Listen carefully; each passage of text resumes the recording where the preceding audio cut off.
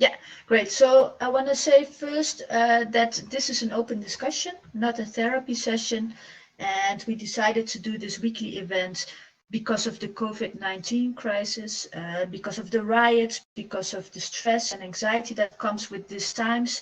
And we always invite a guest speaker that talk about a topic of interest that has to do with these times, but then also we want to open the floor for discussion that people want to just maybe share their thoughts and feelings, what goes around in their heads, or have tips and tricks, what helps people to go through these times.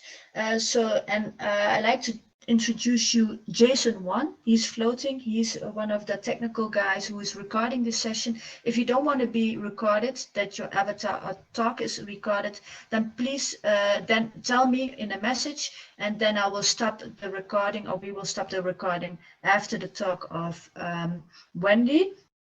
So I was already introduced. I am really proud to be part of this wonderful organization called Educators in VR. Laurel van Vossen is the founder of, and one of the founders, co-founders, and thank you for being here as well, helping us out with the technical service, Laurel. And also Daniel Dibowski-Bryan is one of the founders, and it's so beautiful to be a part of this because the mission is to build a network of people around. Daniel Dibowski-Bryan is one of the places where they can communicate, share knowledge, support, connect, and inspire each other, and even maybe join forces to create a better real world for everybody. So, and today's guest speaker is Wendy Broersen from Superwomen Academy. Wendy is going to talk about how to avoid the COVID-19 negative impact on your female employees. And Wendy is a serial entrepreneur, a founder and CEO of Superwoman Academy, and curious as hell. Superwoman Academy helps international companies to attract, retain, and develop their diverse workforce, doing things in unconventional ways if things don't change fast or good enough, using modern techniques like AR and VR. And Super Academy developed Equalitypoly, the first ever management diversity game to help companies to move from talking about diversity to actually getting into action. So please give her a big hand, Wendy Broersen. Well, thank you. And thank you for the hands. It is really nice to actually not only hear, but see hands. So thank you so much. The topic at hand is COVID and the extra negative effect it has on, it has a gender specific effect in the fact that COVID affects health-wise more men than women. Apparently all over the world more men are affected by the virus, but unfortunately economically there are more women affected negatively by this this virus. And I posted a huge billboard. Well, actually Dana did, but huge billboard, and this is these are the mini topics that I wanted to speak to you about. First of all, the first research that has been done in Europe and in the United States is that women are more effective by the COVID virus in regards of unemployment, unfortunately. Some say it has to do with the fact that there are more women working in travel and hospitality, which is the case, of course. But in general, more women are laid off. And this is, of course, something we should try to avoid and maybe do something about it. In the discussions, I would love to hear your thoughts about that.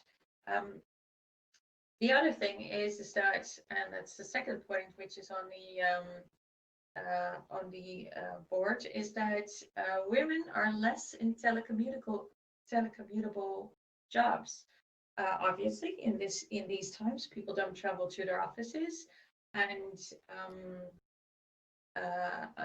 unfortunately, more women are in life and physical jobs than in telecommutable jobs, which also affects their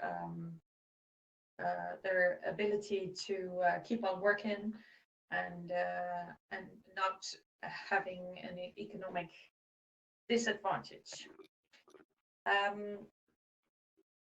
It also, and there's still debate about that, because as you know, COVID hasn't been affecting the economy that long, but they also state that men are more tech-wise, although if I look around, it's 50-50 here. So, but apparently more women are, less women are tech savvy, as they say. And this is, of course, something that affects them negatively. The great thing, though, is if you look around in this space, and they're catching up real fast, and also because they have to. That is something I think everybody can relate to. Oops, I'm using the wrong button. And the next one is a pay gap. Does everybody know what pay gap is about? Does everybody know that? Can you please raise your hand if you know what the pay gap is? Okay, well, not too many hands. Pay gap basically means that because you're a woman, you get paid less for the same job as men do. And it even is worse when you're a woman of color. For instance, in America, when a guy earns $1, Asian women earn 87 cents. 83 cents go to white women. Black women is around 80 cents or even less, and Hispanic women earn even less than Black women do. So there is a huge difference between that, between men and women. And that basically is the fault of both parties. Women ask less and demand less, which is weird, but they do. And male managers don't see a point of them paying them the same amount of money. So the fault lies on both sides, unfortunately. So women should be doing something about this themselves, I think. But also managers should be doing something about this as well. Childcare is another thing that is affecting women economically, because there are more single moms out there that actually take care of their children than men. And that means that during COVID, as you know, the children are at home, they are not going to school, and we have holiday now, and I'm assuming you guys have the same thing going on in your country. Most countries in the summer are free. And because still 70 to 80% of childcare and doing household chores is still the task of women. Well, it shouldn't be, but it is. That also affects women economically. But the biggest thing, and that's why I'm so glad that you're here, so I want to express that a lot, is that people don't talk about it. And they should, because most men actually don't like the effect that COVID has on women. So it would be great if we would talk about this more, because most men aren't aware that these differences create those problems. So it's up to us to raise the topic and talk about this.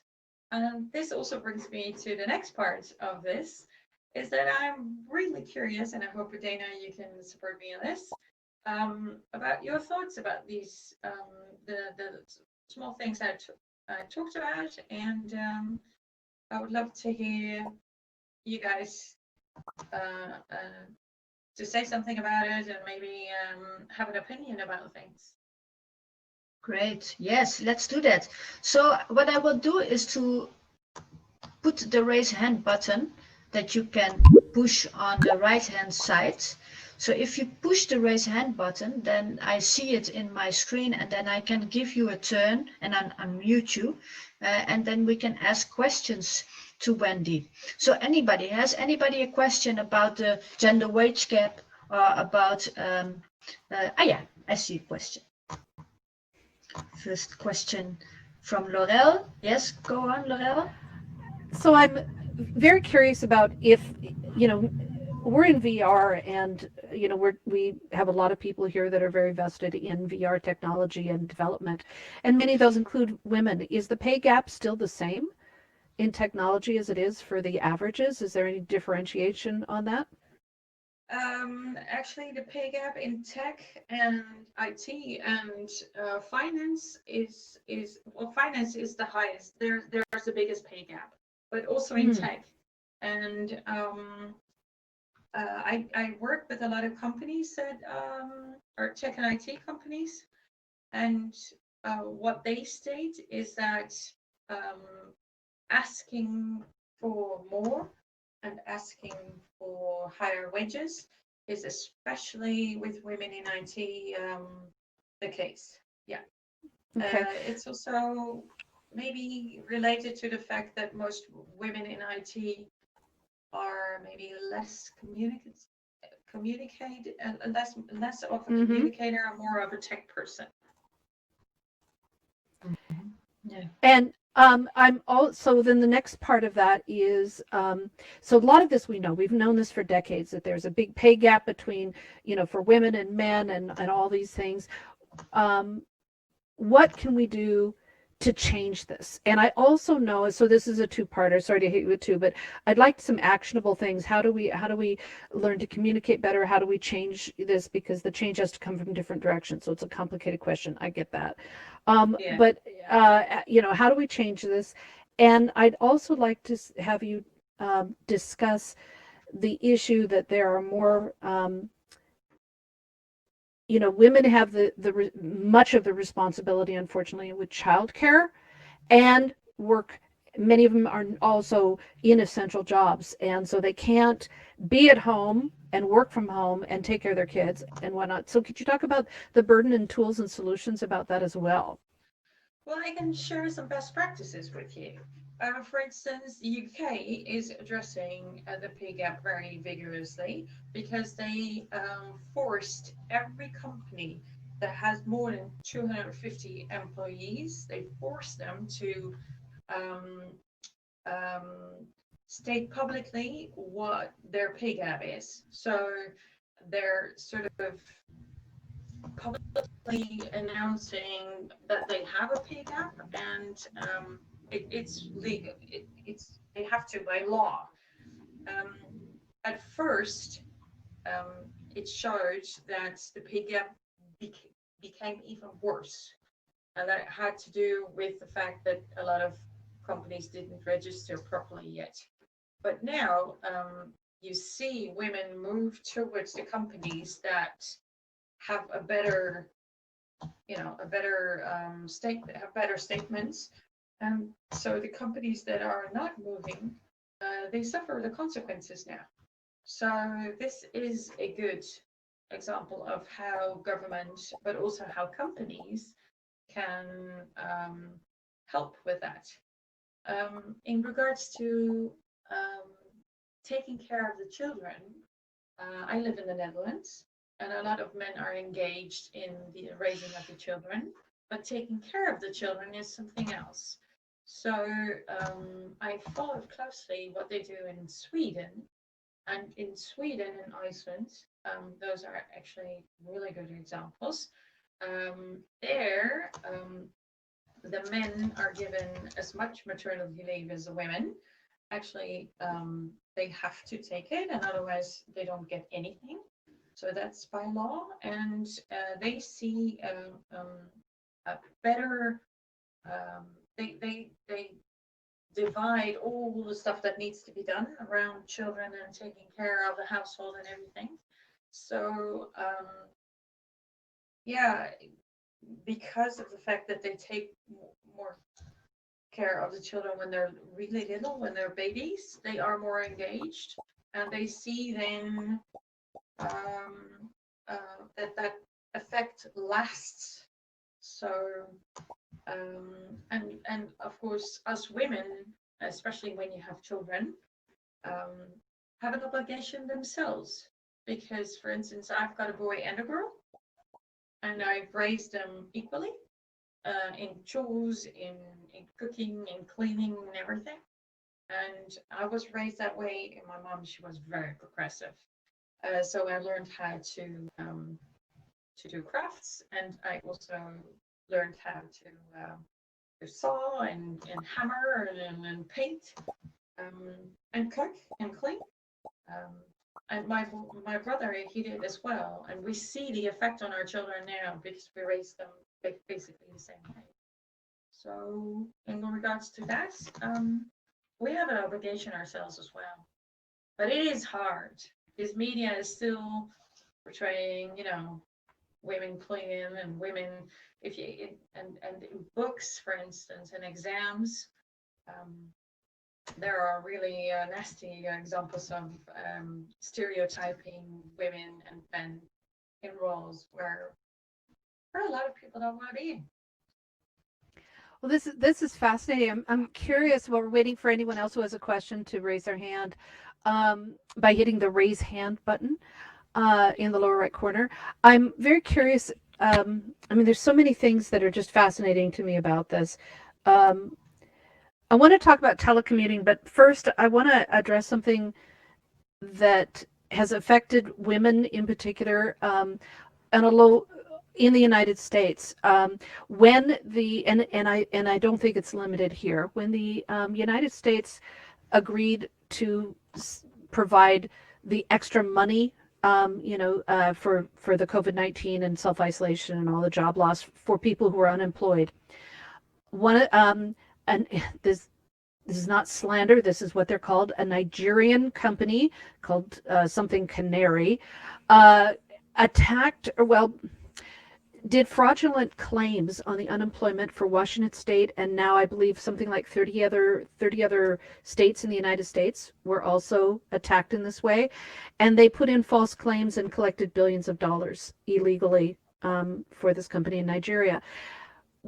That's not what I want to talk. What I want to talk about is that what I found from people who are unemployed, female unemployed, are confronted with the fact that now their unemployment is, number one, not happening, number two, being denied because they're denying everyone unless they had a previous established claim, and the women have to provide all this new identification, their passports, their driver's licenses, their work claims, and all these things. It's not just women, the men too. But what I'm hearing from people in states that are affected by this is that the women feel like they're being almost assaulted, that they have to prove who they are and that they even have a job.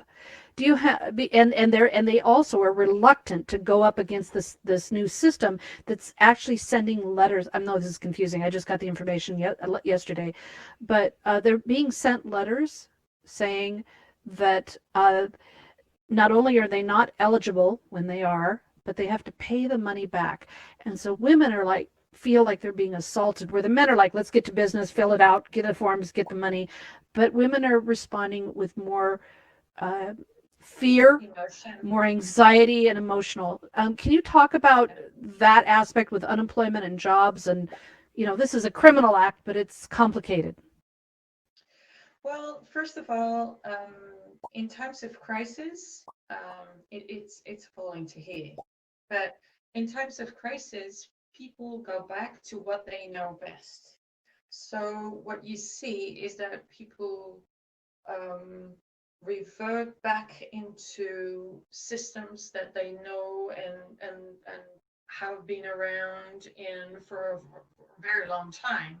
And women working and being actually the breadwinner of families is something that we're not very used to yet. Women in when they're applying for jobs, they get questions like that. So most employers are surprised to know if that they're breadwinners and everything, and that they have divided income and working equally. So in regards to that, I can understand why this is happening. I don't approve of it, of course not, but I do understand why this is happening. The other thing is that women tend to react more emotionally, and that's a pro, because in the business world you need both. You need people that are have better soft skills, and you need people that have better hard skills, like analytical and practical stuff. You need both to thrive. I mean, mixed teams do way better than teams with one gender in there. So for me, I do understand why this is emotional for women, and also because women, it's been proven in a lot of research that women remember more because they connect a situation with an emotion. Men usually don't. That's why we tend to remember more of things that happened a long time ago. Men don't. And in this case, being practical should be something you should be working on as a woman, because addressing especially this problem should be first an analytical and practical thing, and then after that leave room for emotions. But it is difficult because your first instinct is to act emotionally like the men are acting practically. I agree. Great, That's beautiful. Can you talk about telecommuting and the issues and challenges for women with that, if that's appropriate? Because right now that's what a lot of the things that are happening. Yeah, telecommuting is for a lot of women, especially when you have young children, because they take care of the young children more than men do. Is more difficult, and also telecommuting in general is done in jobs is done less by women than men. It's because they have there are more women in jobs that aren't suitable for telecommuting than men. And this is the latest research that I got from a university in Mannheim, Germany. They did research in Europe and the United States about this, and they found out that more there are more men in jobs that embrace and are suitable for telecommuting than women. And if you look at the job, I mean, there's more women in healthcare, which is not, well, part of it can be done by telecommuting, but most of it can't be done. There are more women in education. Very difficult to do that in telecommuting. And also there are more women in travel and hospitality. So in general, they say because there's more women are more in jobs that aren't suitable for telecommuting, it's affecting them negatively as well. Yes, great. Sorry, I did something stupid. Oh, that's No okay. We problem. do that all the time. Yep. No, yes, don't worry. Just talk. Yeah. We hear you. I did We had some. You can teleport back. It's all right. So I'm back behind you. Is there anybody else who has a question or something that they want to talk about in around this topic?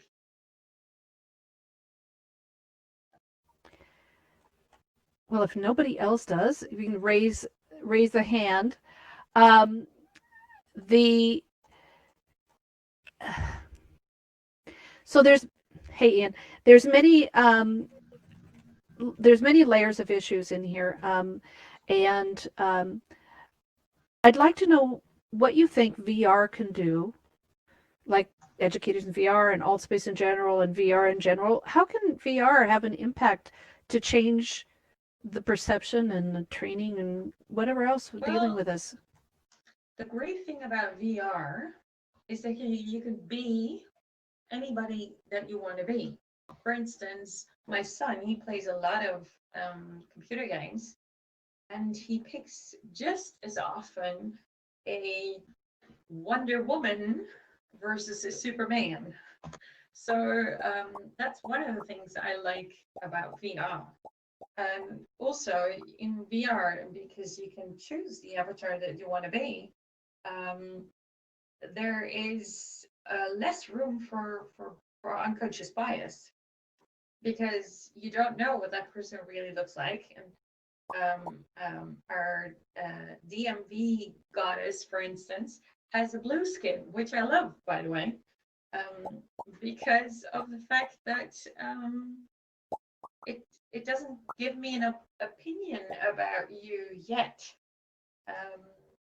And don't forget, if you choose to be a person with a blue skin, unconscious bias is just not as much of an effect. As I would love it if VR would be more neutral, because then at least unconscious bias is not so much of a role. And unfortunately for us, the way you look and the way you portray yourself gives us a first impression. Even though I never talked to you, Ian, I already have a first impression of you, even though it's a VR impression.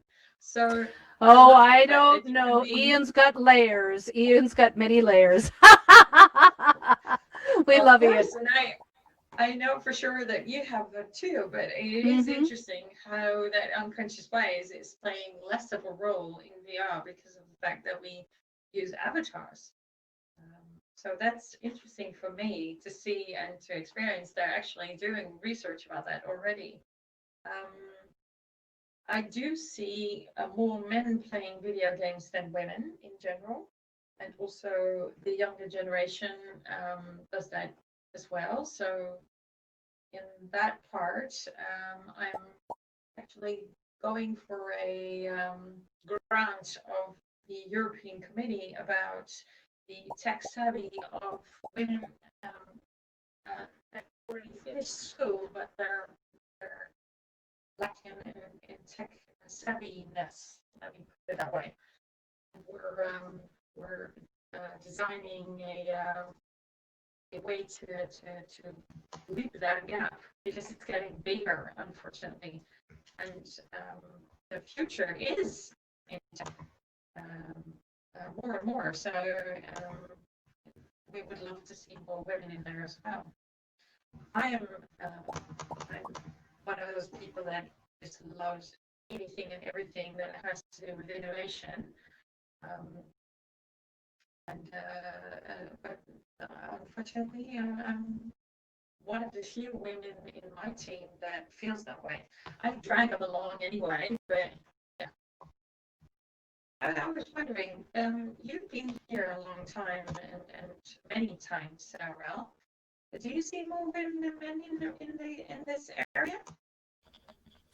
I do, and I'll talk about that, but we need you to re-enter. If you go to your big circles menu, settings, re-enter. We're getting a little bit of garble on the audio. Okay. So what we're seeing is a great movement in women to embrace not only the programming aspect, but the virtual world building. There's still some hesitancy, and what is fascinating is, I mean, there's so many, again, so many things that are fascinating about this, is that we're seeing, not only are we seeing more interest in women in doing this, but we're seeing more interest in older women learning programming, virtual world building, and wanting to teach in VR and embrace in VR.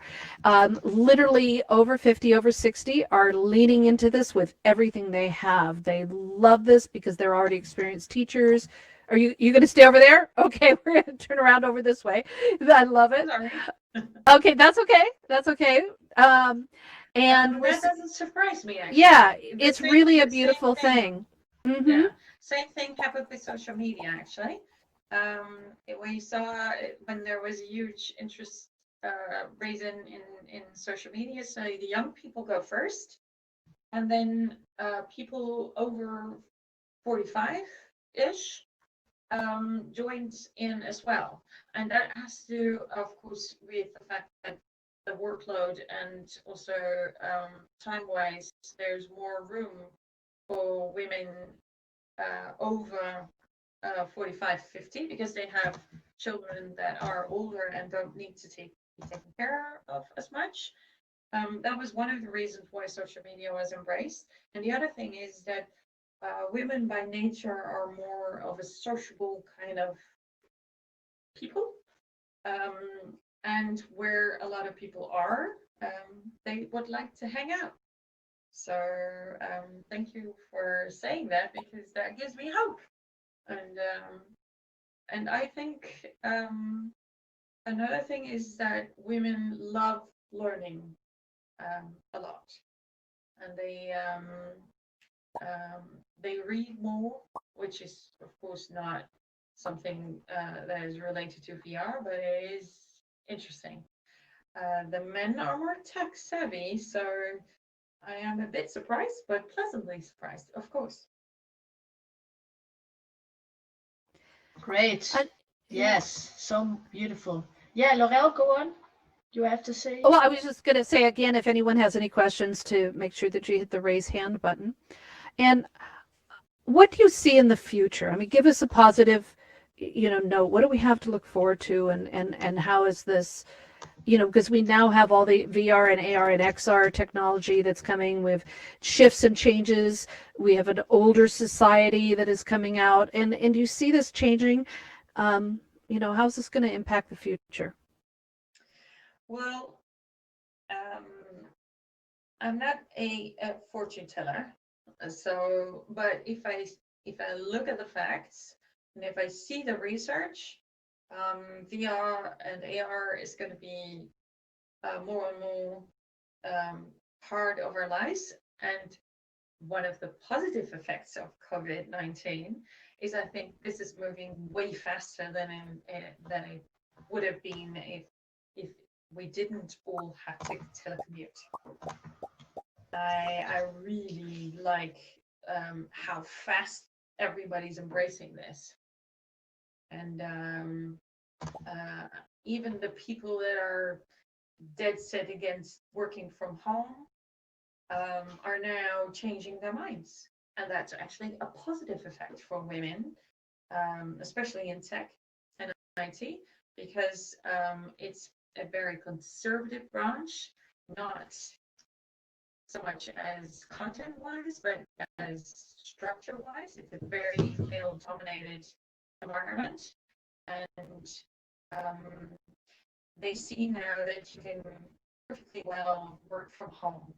So flexibility, which is one of the factors that women really need to succeed in their jobs, is now a not important factor anymore, because everybody is flexible. Everybody is working from home, so there's no trouble whatsoever in their minds anymore that women won't be as productive when they're working from home. So in that regard, I'm really pleased. In regards to VR and AR, it's gonna skyrocket. Just Monday, Google announced that they're going to close their office into all the offices until the 1st of June next year. They were also the first ones that closed their offices until Christmas. when COVID just hit. And so people are now slowly realizing, especially in Europe where COVID is catching up again, that this is not going to go away real soon. So even the people that weren't adjusting, realize now that they really have to. And in regards to VR and AR, that's only going to be beneficial for that part. Great, beautiful. It's so inspiring to have you here to talk about this topic. It's so important, and it's interesting that without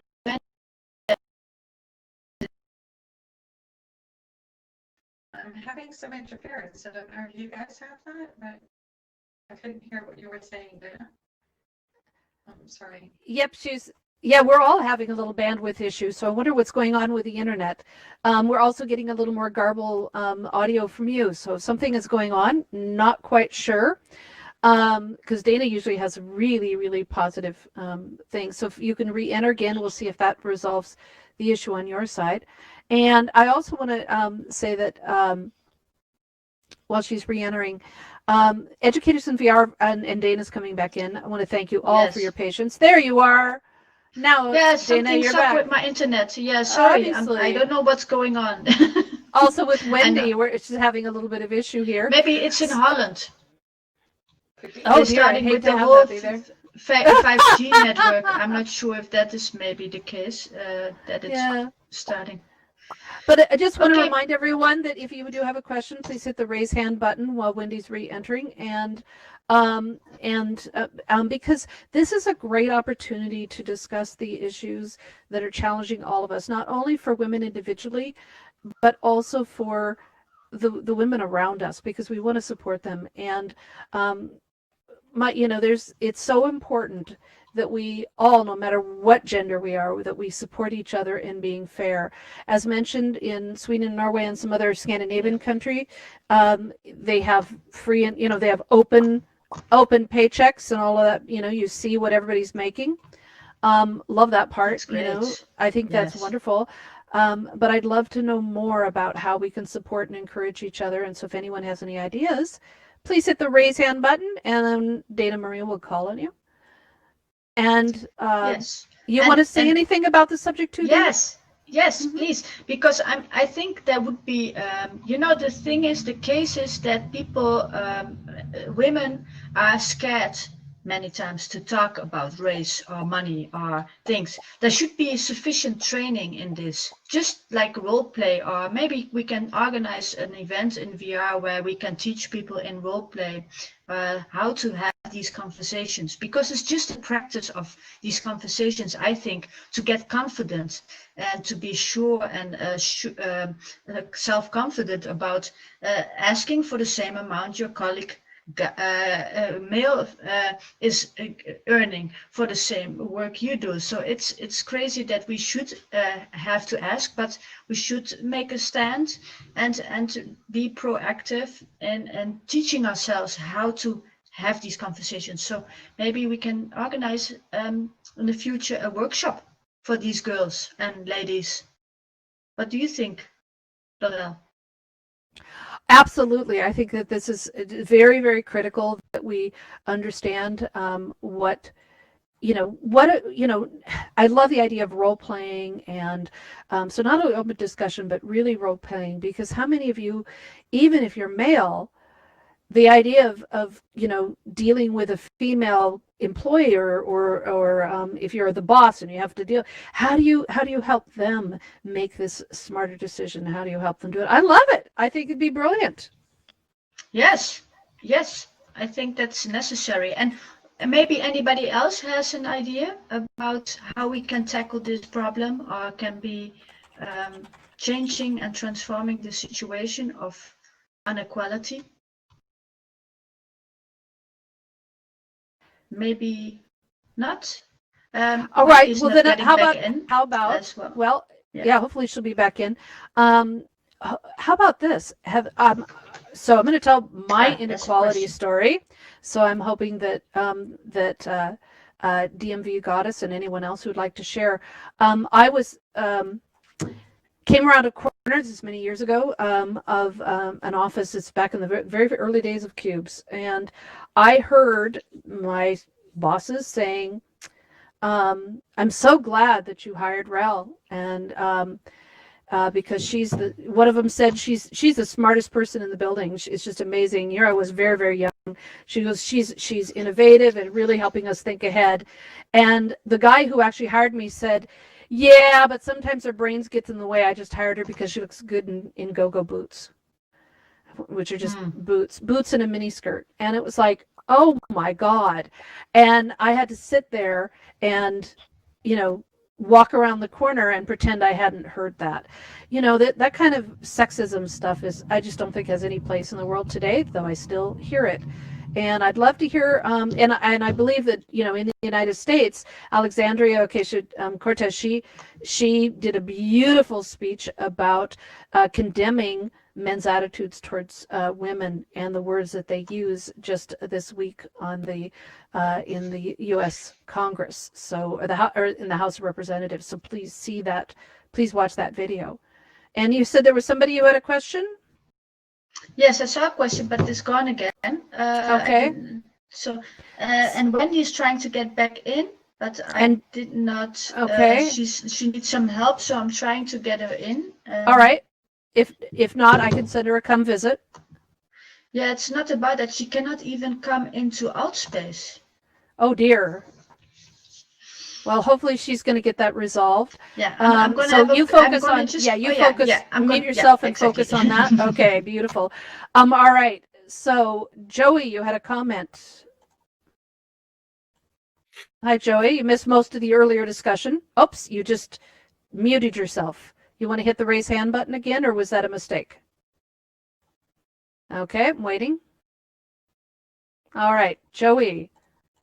Yes, your comment. Oh, no, I just have a question. Like about this. How do people feel about or you guys particularly, man, feel about when military personnel, that culture right there uses I guess you can say sexist terms in a way. Mm-hmm. What are you guys' opinion on it? Should it stop, or because it's a warrior culture, should it pertain to the? I don't know how to explain it. What do you think the answer is? That's a tough one, so I'm asking you guys' opinion. No, it's not a tough I don't one. receive any females here. Well, warrior culture is no different than any other culture. You should not speak differently. You shouldn't call men certain names and references, and you shouldn't do women. We're talking about pay imbalances. We're talking about issues with women dealing with COVID-19 and being more likely to be unemployed and risking their jobs and careers because of this. We're also talking about some of the sexism and job issues, but very directly related to unemployment. And our speaker is back. But to answer your question, I don't think that there should be any language issues in any. Right, Ian says sexist comments should not be tolerated at all, which is absolutely the right answer, because there shouldn't be any kind of language. It doesn't matter if you're warrior or otherwise. So I agree with that one. All right, great. So Wendy's back. Yes, Wendy is back. And great. And we have another question, Joey. Oh. Nope, I did that already. All taken care of. Yep. Good. Thanks, Joey. All right, Wendy, we're glad you're back. Make sure you're back on amplify your voice and on megaphone. Yeah, great. So what we do, it's now 10 to 7 or 8, I mean, in the Netherlands. But the last 10 minutes, the last 5 minutes, I always want to have something to take away, something positive. So maybe to share what you think about this topic or what you think about these times, and to empower people so they can take away something home or through the day that empowers them and have them, happy and healthy leaving this session. And I hope to see you again, of course, next week. And then after that, I want to make a selfie with all of you. So don't leave. Golden Pooh first wants to say something. Can you, Golden Pooh? I unmuted you, so go ahead. Yes, please. Is this working? Hello? Yes. Hi. Yes. Great. Hi. So I'm actually an American living abroad in the Netherlands. Sorry, Great. an American Nice. statesperson living abroad in the Netherlands. And I one of the things I wanted to ask about, and this isn't strictly related to um sexism necessarily, but related to the intersection of sexism and racism. So, how would you approach a teacher in the Netherlands who kind of, yeah, I am studying an international education program, and there's a teacher who kind of borders on racist and sexist. So, how would you approach that as a fellow teacher, particularly in the Netherlands? Well, in the Wendy? Netherlands, Yeah. we are very direct. And I find it, I've been working with universities, and there's a lot of that going on still, unfortunately. And so head on is usually with respect for the other nature, of course, but head on is usually the best way to approach this, especially with Dutch people. If they were British, I would go totally the opposite direction, and German, I would take a formal approach, but Dutch people usually are more of a direct, that like the direct approach most. Um, it's not so much, but you know, men and when you want to raise awareness with men, because I found out that most of this behavior is something that they're not very conscious of. It's most of the people that are in education are not there to hurt people. They want to bring something to the people. So making somebody conscious of their actions and the way that they speak about things, it is something that I would try to do. It's not, there's not a simple solution for this. So if you would like that, you can find me on LinkedIn, and we can dive into that even a bit more. And I would love to help you with that.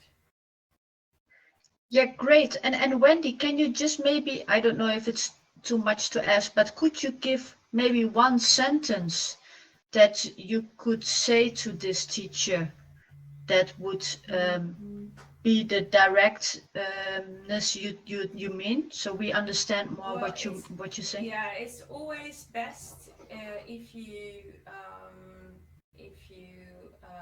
direct, if you're direct at the moment when you feel this is going on. So, for instance, if he says, "Well, women belong in the kitchen anyway," for instance, which is a common phrase, by the way, unfortunately, you could say something, well, with a bit of humor, but oh, I thought you liked cooking as well. If his name is John, I would say John. So being direct about this and making a point, but with preferably a bit of humor, works best. If you say, well, that's a very sexist remark that you're making, people get defensive. So, you know, saying something, but I would love to see you in an apron, John, would be a better remark. I've been working in advertising, one of the worst places to be as a woman, because it's a very sexist surrounding, I can tell you. And humor goes a long way, but address it right away. Don't wait for it. Don't wait until you're with just the two of you or something. Just do that straight away. That usually works best. Was that any way helpful? Golden Poet? Oh, she's back. She's just to hit raise her hand again. There. Okay, got you. Wait, did anyone else's audio just go out? I just lost the first half of what you Nope. said. I heard Golden Oh Poet. no. Oh, she just asked if that was helpful for you. Yes, it was. Yes. Beautiful. And I think, I guess it would not originally occur to me to have the direct approach be, hey, listen, I think this is racist or sexist. Like in America, we don't do that because it usually results in someone like getting hurt. But yeah, okay. So that's it's a professor, and I would love to chat with you on LinkedIn about how to handle this. I'm on a student committee. I've been teaching for 10 years, but I moved to the Netherlands to get my international education degree, and I would love to chat with you about how to approach racism and sexism in the Netherlands. Let's do that. Yeah, so head on without revoking a defensive mechanism usually works best.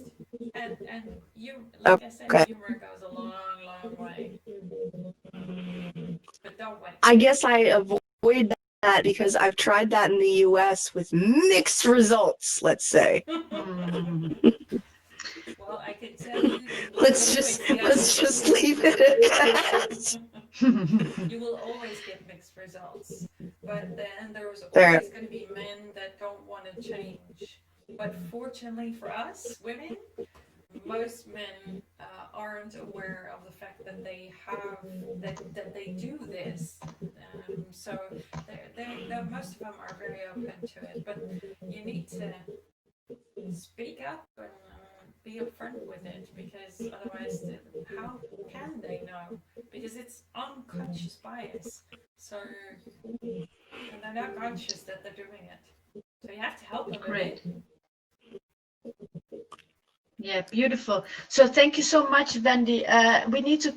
I want to make one more selfie with all of you guys, and then the people who are the technical services, then they can leave this session if they want to. But the people who want to talk a little bit, if you are still there, Wendy, to talk to them, then we can stay a little bit after this session. But then for now we can make a selfie and already give you a big hand, Wendy. Because of this information you gave us, it was really great to have you. Big hands to you. Well, thank you. It was really nice. And to also, meet you. I can stay until 15 after, like for another 15 minutes. So anybody who wants to, yeah, great. I'll be more than happy to. All right, why don't we Okay, stand over great. by your sign for a, right over where Dana, everybody go over by Dana and Wendy is, and I'm going to do a selfie. We can make a picture. And also thank you so much, Jason, the Kambat, who recorded this session. Thank you so much for having doing this. Beautiful. Okay. All right. So everybody look over at me and send up some hearts. Mark, you're going to join them. Get in there.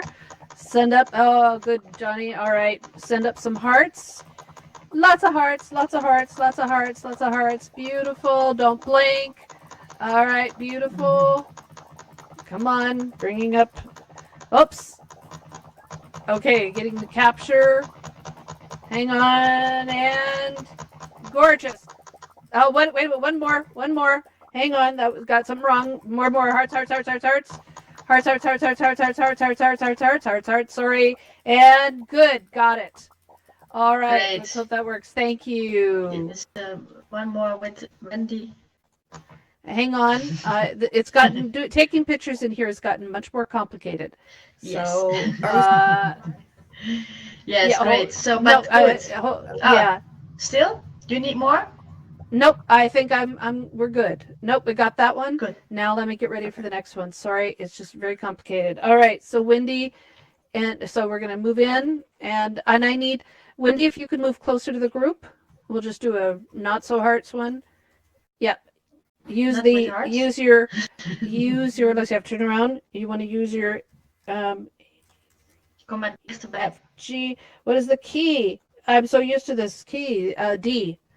D moves, slide to the D. There you go. Beautiful. A little, yep, a little more, and then we're good. Or Ian, can you fill in the gap? Or Mark, right between Wendy, and then we've got a beautiful picture here. Sorry, Jason, I'm moving in front of you. There we go. All right. So now we're just going to get a basic picture, and it's all beautiful. Okay. That's it. We got it. Thank you. Thank you. Thank you. Thank you. Thank you I'll get also, these up on our Laurel, site. for having brought this session to us as well. The educators in VR. Beautiful. Thank you everybody for coming. We're gonna close this session for 2 weeks. So I mean that we are gonna go on a holiday for 2 weeks. So normally every Wednesday we have the session, but the 19th we have a special speaker again to come to you, and also the 26th of August we have a beautiful speaker, Sarah Hill. She's specialized in meditation and stress management with biofeedback in virtual reality. So please come and see the calendar and stay with us. And see you next time. But please don't go if you want to talk more with Wendy. Wendy's going to be here a little bit more to talk to you. So it's going to be open mic.